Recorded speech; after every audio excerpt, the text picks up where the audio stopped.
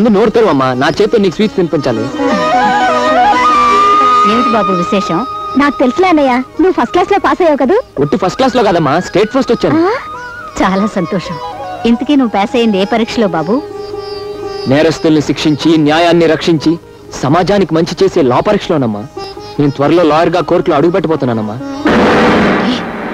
నువ్వు నువ్వు లాయర్ కాబోతున్నావా? వెళ్ళిపో, వెంటనే ఇక్కడి నుంచి వెళ్ళిపో.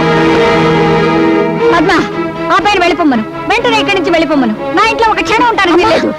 ఏమిటమ్మా ఈ ఆవేశం? అన్నయ్య ఏం తప్పు చేశాడని వెళ్ళిపోమంటున్నా? చిన్నదానివి నీకు తెలియదమ్మా. న్యాయం చదివిన ఇలాంటి పెద్ద మనిషి మూలంగానే మన కుటుంబం ఇలా అయిపోయింది. నీకు తెలియదమ్మా, కోర్టులో నిజం చెప్పిస్తానని ఒక లాయర్ చెప్పిన అబద్ధం కారణంగానే మన బ్రతుకులు ఇలా అస్తవ్యస్తం అయిపోయాయి.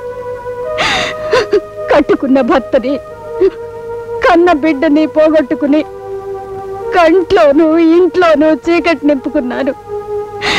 కన్న తల్లిదయ్యుండి కూడా సరిగా నీకు పట్టెడు మెతుకులు పెట్టుకోలేని దౌర్భాగ్యరాలిగా మారడానికి కారణమే ఇలాంటి చదువు చదువుకున్న ఒక లాయర్.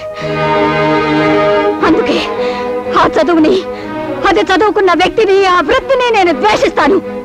వెళ్ళిపోమ్మను, అతన్ని ఇక్కడి నుంచి వెళ్ళిపోమ్మనమ్మా. ఒక మాట చెప్తాను, వింటావా?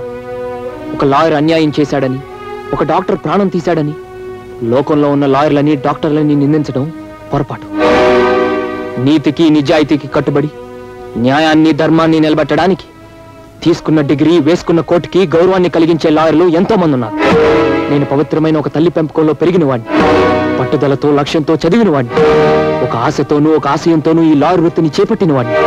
ఎవరి కారణంగానో జరిగిన అన్యాయానికి నన్ను దూషించి వెళ్ళిపోమనడం న్యాయం కాదమ్మా, న్యాయం కాదు. చెప్పమ్మా, మీ కుటుంబానికి జరిగిన ద్రోహం ఏమిటో? న్యాయవాది ముసుగులో ఉంటూ మీకు అన్యాయం చేసిన మనిషి ఎవరో, అసలు జరిగిందేమిటో నాకు చెప్పమ్మా.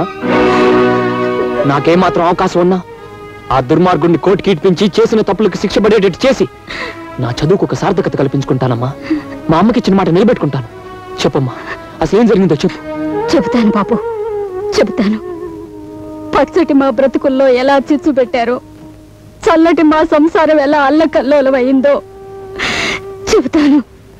14 ఏళ్ల క్రితం కళకళ్ళాడుతూ ఉండే మా కాపురంలో